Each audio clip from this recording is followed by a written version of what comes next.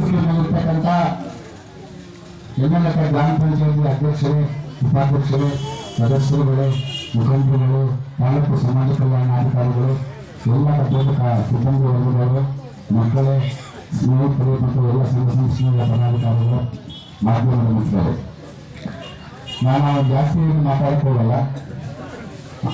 ನಾನೆಲ್ಲ ಕಡೆನೂ ಸಂವಿಧಾನ ಅಂದ್ರೆ ಏನು ಅಂತ ಅರ್ಥ ಮಾಡಿಸೋ ಪ್ರಯತ್ನ ಮಾಡ್ತಾ ಇದ್ದೀನಿ ಎಲ್ಲ ಗ್ರಾಮ ಪಂಚಾಯತಿಗಳಲ್ಲಿ. ಅದೇ ನಾನು ಹಾಕಿದ್ರೆ ಕಾನ್ಸ್ಟಿಟ್ಯೂಷನ್ ಆಫ್ ಇಂಡಿಯಾ ಒಂದು ದೊಡ್ಡ ಗ್ರಂಥ, ಅದೇನು ಮಹಾ ಇದು ಅದೇನೇನ ಬಂದಿದ್ದಾರೆ. ಓದ್ಕೊಂಡಿದ್ದವ್ರು ಗೊತ್ತು ಅದು ಏನು ಅಂತ. ಓದ್ಕೊಳ್ಳದೆ ಇರ್ತಕ್ಕಂಥ ಜನ ಮಕ್ಕಳಿಗೆ ಕೇಳಬೇಕು ಸಂವಿಧಾನ ಅಂದ್ರೆ ಏನು ಅಂತ ನಾನು ಪ್ರಶ್ನೆ ಮಾಡಿದೆ. ಬಹಳ ಧೈರ್ಯವಾಗಿ ಎದ್ದು ನಿಂತ್ಕೊಂಡು ನೀವು ಹೇಳ್ಬೇಕಾಗುತ್ತೆ. ಏನಂದ್ರೆ ನಮ್ಮ ರಕ್ಷಣೆಗಾಗಿ ಇರ್ತಕ್ಕಂಥ ಒಂದು ಕಾನೂನು, ಏನ್ ಹೇಳ್ಬೇಕು, ನಮ್ಮ ರಕ್ಷಣೆಗಾಗಿ ಇರ್ತಕ್ಕಂಥ ಒಂದು ಕಾನೂನು, ನಮ್ಮನ್ನೆಲ್ಲ ಅಭಿವೃದ್ಧಿ ಪಥದಲ್ಲಿ ತೆಗೆದುಕೊಂಡು ಹೋಗ್ತಾ ಇರ್ತಕ್ಕಂಥ ಒಂದು ಕಾನೂನು, ಈ ದೇಶವನ್ನ ಅಭಿವೃದ್ಧಿ ಪಥದಲ್ಲಿ ತೆಗೆದುಕೊಂಡು ಹೋಗ್ತಾ ಇರ್ತಕ್ಕಂಥ ಒಂದು ಕಾನೂನು, ಒಂದು ಚೌಕಟ್ಟು, ಇದೊಂದು ಶಾಸನ. ಯಾವ ತರ ಶಾಸನ ಅಂದ್ರೆ ಅವಾಗ ಬೇಗ ಹೇಳ್ತಾರೆ, ಇಟ್ಸ್ ಸುಪ್ರೀಂ ಲಾ, ಪರಮೋಚ್ಚ ಕಾನೂನು. ಅದಕ್ಕೆ ಮೀರಿದ ಕಾನೂನಿಲ್ಲ, ಅದು ನಮ್ಮೆಲ್ಲರ ಜೀವನ.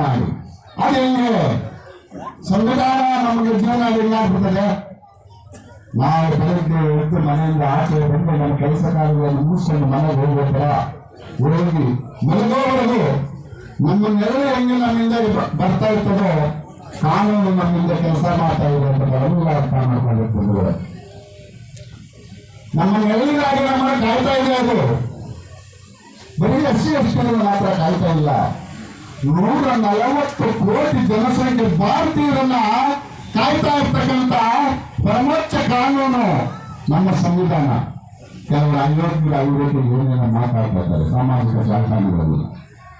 ಏನು SC/ST ಬಿಟ್ಟಿದ್ದಾರೆ, ಅದೇನು ಅವರಿಗೆ ಜಾಸ್ತಿ ಕೊಟ್ಬಿಟ್ಟಿದ್ದಾರೆ 25%. ಯಾಕೆ ಕೊಟ್ಟಂದ್ರೆ 2,000 ವರ್ಷಗಳ ಕಾಲ ಈ ಸಮಾಜಕ್ಕೆ ಬಿಟ್ಟಿಗಾಗಿ ಮಾಡಿದಾರಪ್ಪ.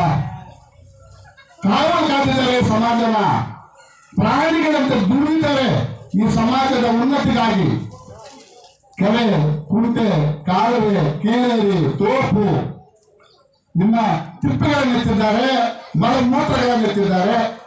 ಅದಕ್ಕೋಸ್ಕರ ಒಂದು 25% ಪಾಪ ಆ ಬಡಪಾಯಿಗಳು ಎಲ್ಲ ನೂರು ಬರಲಿ, ಈ ಸೌಲಭ್ಯಗಳು ಉಪಯೋಗಿಸುವ ಸಮಾಜದ ಮುಖ್ಯವಾಹಿನಿ ಬರಲಿ 25% ಕೊಟ್ಟಿದ್ದಾರಪ್ಪ. ಇನ್ನು 82% ಯಾರಿಗೆ ಕೊಟ್ಟಿದ್ದಾರೆ? ಎಲ್ಲರಿಗೂ, ಈ ದೇಶದಲ್ಲಿ ತಗೊಂಡು ಎಲ್ಲರಿಗೂ.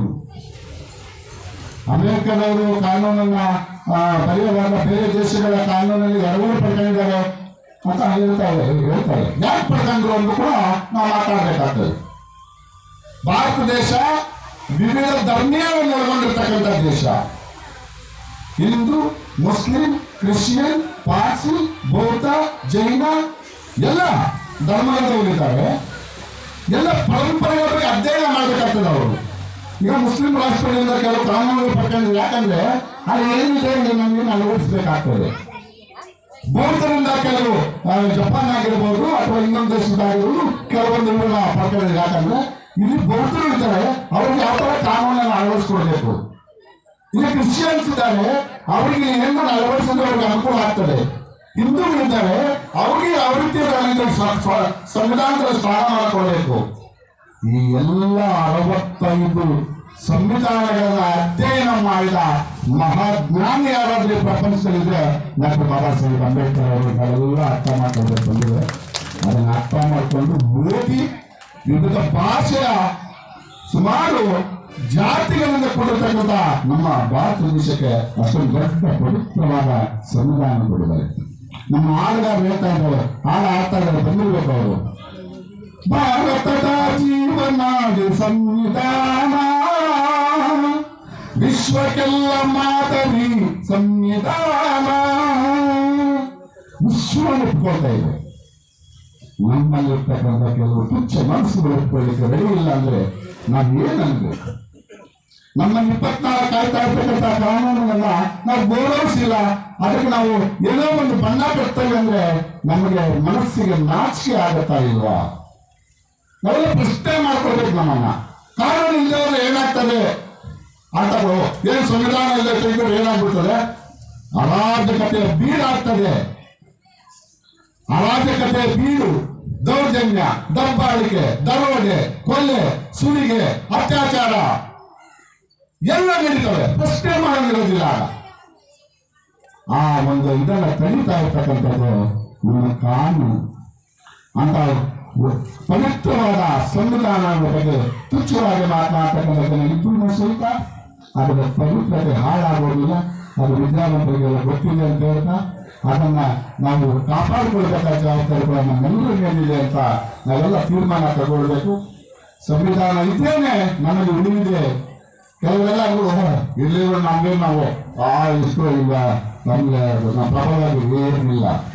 ಎಲ್ಲ ಜಾತಿಯಲ್ಲೂ 70% ಅಸಹಾಯಕ ಜನ ಇದ್ದಾರೆ. ಎಲ್ಲ ಧರ್ಮದಲ್ಲೂ 70%ಕ್ಕಿಂತ ಹೆಚ್ಚು ಅಸಹಾಯಕ ಜನ ಇದ್ದಾರೆ. ಆ ಜನಾಂಗ ಕಾಯ್ದಕ್ಕೆ ಆ ಸಂವಿಧಾನ ಇರೋದು 30 ಜನಕ್ಕಲ್ಲ, ಆ 70% ಜನ ಅರ್ಥ ಮಾಡ್ಕೊಳ್ಬೇಕು. ಸಂವಿಧಾನವನ್ನು ಗೌರವಿಸಬೇಕು.